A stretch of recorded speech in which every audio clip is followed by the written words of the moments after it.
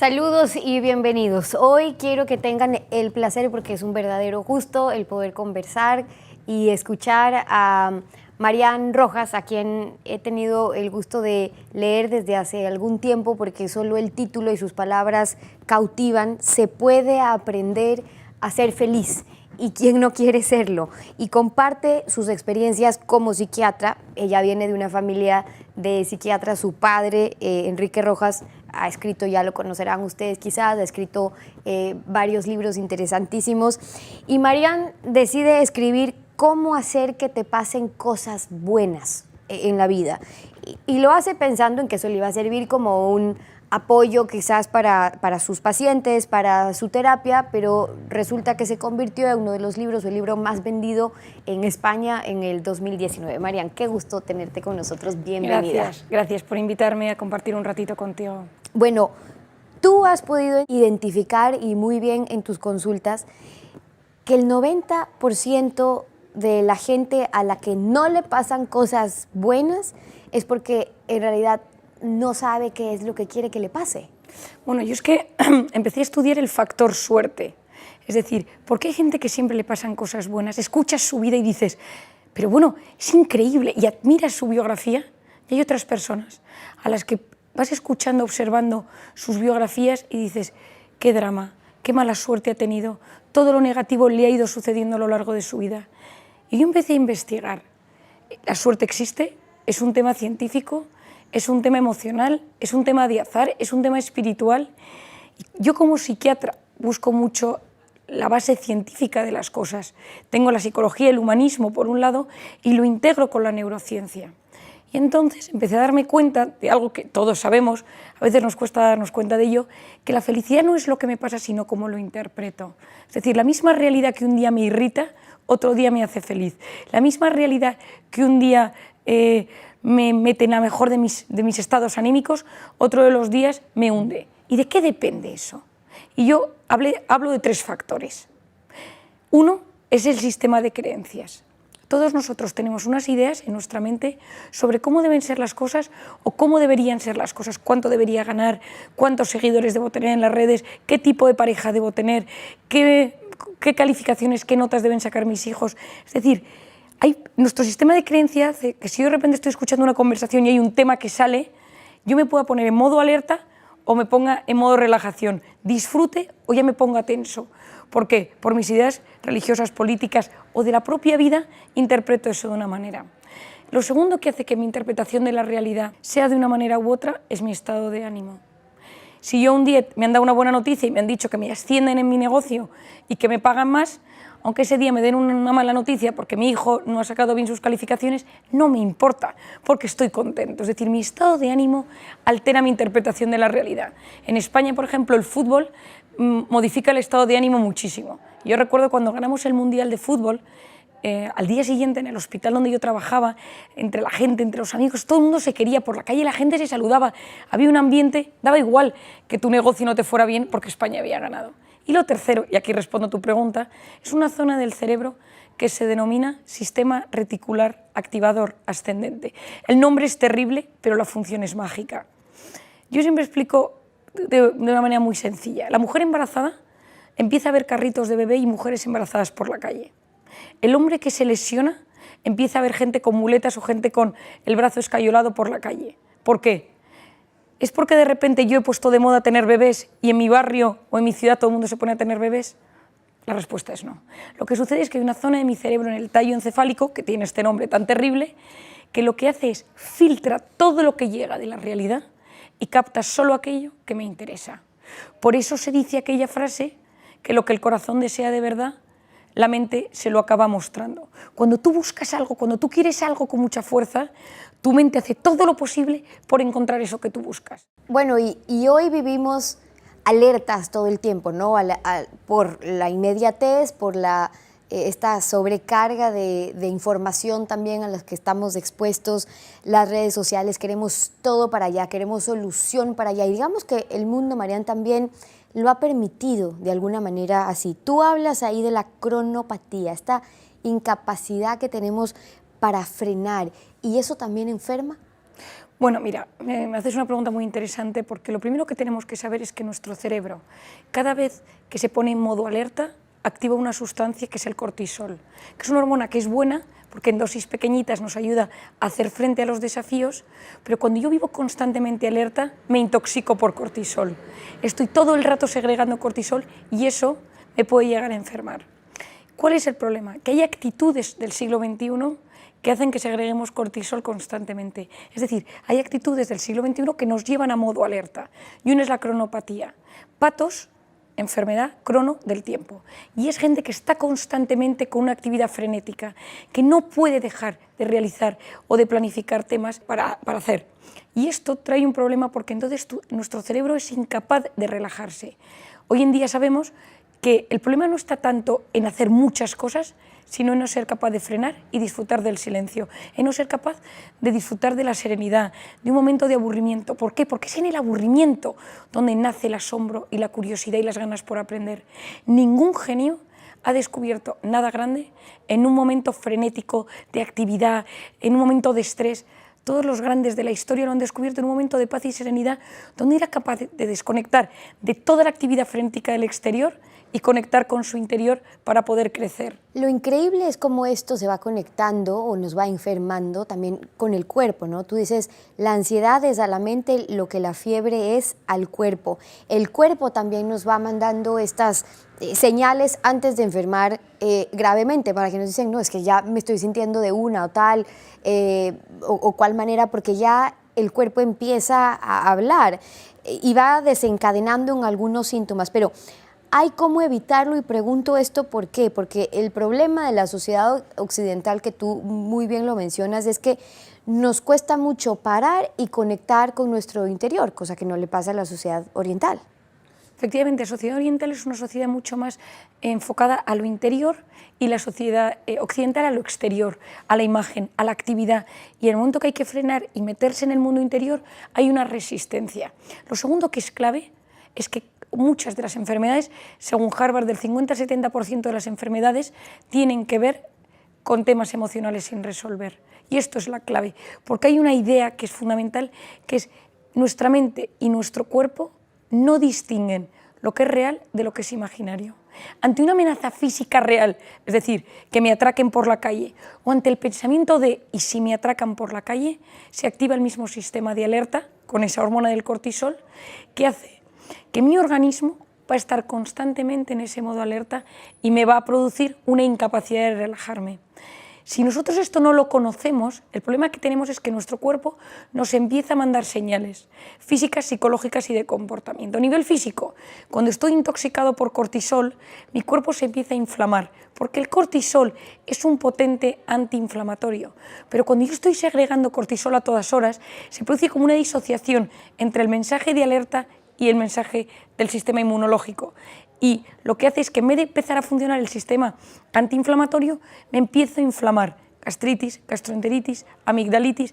Hoy en día el siglo XXI es la sociedad de la inflamación. La gente va inflamada por la calle y una de las razones tiene que ver con el modo de vida que llevamos. Ese sistema de alerta constante que tenemos activado. Se me empieza a caer el pelo, la piel se me irrita, tengo problemas intestinales.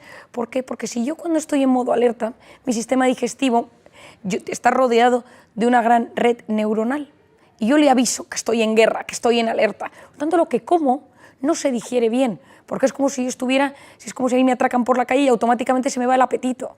Pero si yo vivo constantemente con esa sensación, empiezo a inflamar mi sistema digestivo, empiezo a producir heridas en la pared del intestino, cambia la permeabilidad y paso a una colitis, inflamación del colon, ulcerosa, las pequeñas heridas.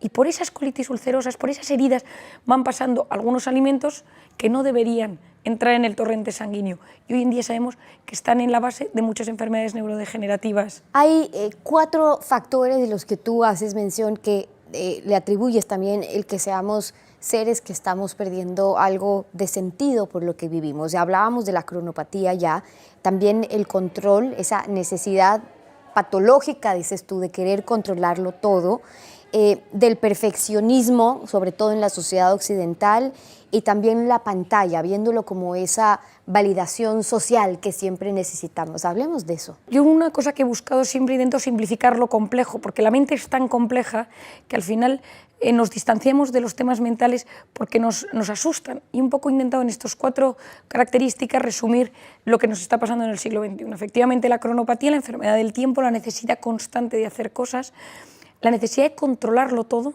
Vemos una sociedad que todo lo mide, todo lo calcula, el impacto que voy a tener en algún lugar, qué voy a hacer, dónde voy a veranear, mis seguros de vida. Y entonces el 90% de las cosas que nos preocupan nunca jamás suceden, pero nuestro cuerpo y nuestra mente lo viven como si fuera real. El control es mi necesidad de saber qué va a pasar en el futuro y adelantarme a ello, y por lo tanto siempre me pongo en el peor de los escenarios y eso me lleva a enfermar. La tercera es el perfeccionismo, agravado por las redes sociales. El perfeccionista, por definición, es el eterno insatisfecho. Nunca nada está a la altura de lo que uno quiere. Uno no entrega su tesis doctoral, su casa nunca está bien limpia del todo, su trabajo, los informes, porque todo es digno de ser mejorado. Y vivo en un estado de alerta constante para ver los defectos. Y lo cuarto es la pantalla. ¿Por qué? ¿Qué nos llega a la pantalla de inicio de nuestro teléfono? Alertas. Si encima se llaman alertas. Lo que hace es que yo nunca estoy relajada.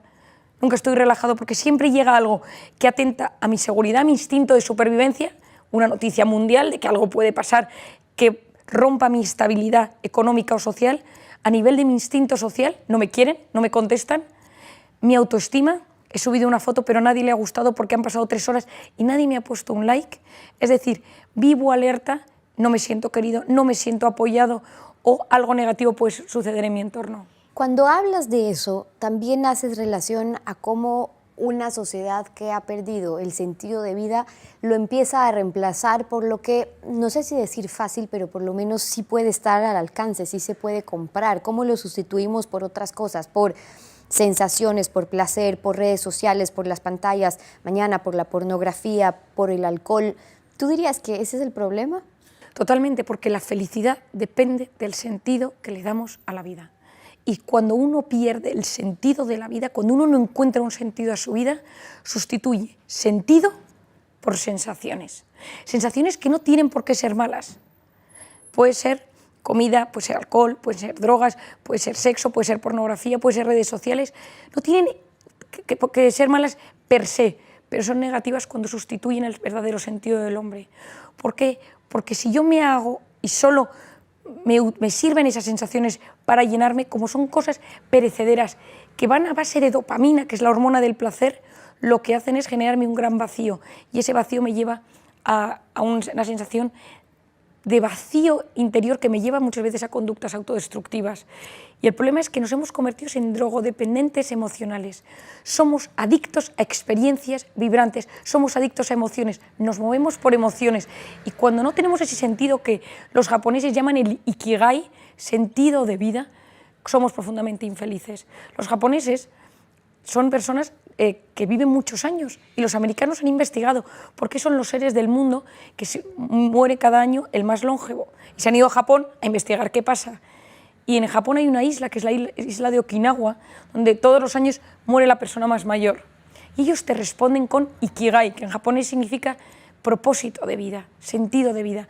Cuando uno tiene un sentido de vida, sabe por qué se levanta cada mañana, sabe cuál es el sentido global de su existencia, su cerebro vive más tiempo y vive mejor, porque se ha visto que mejora el sistema inmunológico, mejoran las conexiones neuronales y globalmente quizá es un protector para el envejecimiento y para las enfermedades mentales. Ya hemos hablado de algunos de los temas que también están en el libro de Marianne, que se los recomiendo, por cierto. No quiero cerrar esta entrevista sin preguntarle lo que quizás muchos de ustedes quisieron empezar preguntándole, y es, Marianne, ¿cómo hacer que las cosas buenas pasen? Bueno, lo primero de todo, para que te pasen cosas buenas, lo primero que tienes que hacer es conocerte. ¿Quién soy yo? Es decir, cuando uno no sabe quién es uno mismo, uno se enfrenta al mundo que está lleno de desafíos, de retos, de cosas buenas, de cosas malas y sufre excesivamente. ¿Quién soy yo? Lo segundo es comprender. ¿Por qué soy así? ¿Es mi genética? ¿Son mis padres? ¿Es mi biografía? ¿Son mis traumas? ¿Son mis circunstancias? Lo tercero es comprenderme y aceptarme. Es decir, cuando yo me comprendo es más fácil que acepte mi físico, que acepte cómo fue mi infancia, que acepte mi biografía, y entonces entro en el cuarto paso, que es la superación. Cuando yo me puedo ir superando, estoy en el momento donde me pueden empezar a pasar cosas buenas. Cuando yo me supero y yo me voy entendiendo, tengo que entender, si yo soy de esta manera, cuáles son mis factores de estrés.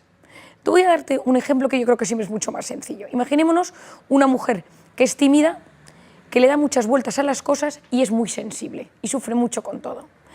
Esa mujer, ante el estrés, le pasa una serie de cosas. La mujer sensible, ante el estrés, se convierte en una persona muy vulnerable, porque llora, de repente tiene altibajos. La persona que le da muchas vueltas a las cosas, cuando está estresada, entra en lo que decimos en España los pensamientos en bucle. ¿Por qué hice esto? ¿Por qué tomé esta decisión? No debería haberme puesto a trabajar en esta empresa, no debía haber hecho esto, lo otro. Y sufre muchísimo por esos pensamientos en bucle. La persona tímida, cuando está estresada, se bloquea. Tiene un bloqueo. Está en un sitio y no habla, en su trabajo y rinde peor. Entonces, si esa mujer, que ya conoce cómo es, que sabe que bajo sus factores de estrés se convierte de esta manera y cuando está bloqueada le puede dar un ataque de pánico y como es muy sensible, tiene estados depresivos. Ella va al psiquiatra y le dan algo de medicación para los ataques de pánico y para el estado depresivo, pero lo que tiene que trabajar es su forma de ser y sus factores de estrés. Pongamos que esta mujer me dice: María, mis factores de estrés son ver a mi exmarido, porque cuando le veo me pongo en estado de alerta. Otro factor de estrés es mirar mi cuenta corriente y ver que no tengo dinero para llegar a fin de mes. Y otro de mis factores de estrés es ir a actos sociales donde hay mucha gente porque me agobio. Si con esa persona trabaja sus factores de estrés, su forma de ser, el día que le dé un ataque de pánico, dirá: es que el otro día vi a mi exmarido, no había dormido bien y ahora lo entiendo. Y cuando uno se comprende, se siente aliviado. Comprender es aliviar. Para que te pasen cosas buenas, conocerte, tener un plan de vida, un sentido de vida y activar tu sistema reticular activador ascendente, esa zona del cerebro que cuando hay algo que yo deseo con mucha fuerza, hace todo lo posible por enseñármelo. No es magia, es ciencia. Ahí tienen ustedes algunas respuestas, no hay más que decir y ya entenderán ustedes por qué vinimos hasta Madrid para poder conversar con Marian. Como siempre, un gusto y gracias por estar con nosotros. Muchas gracias a ti. Y con ustedes, hasta la próxima.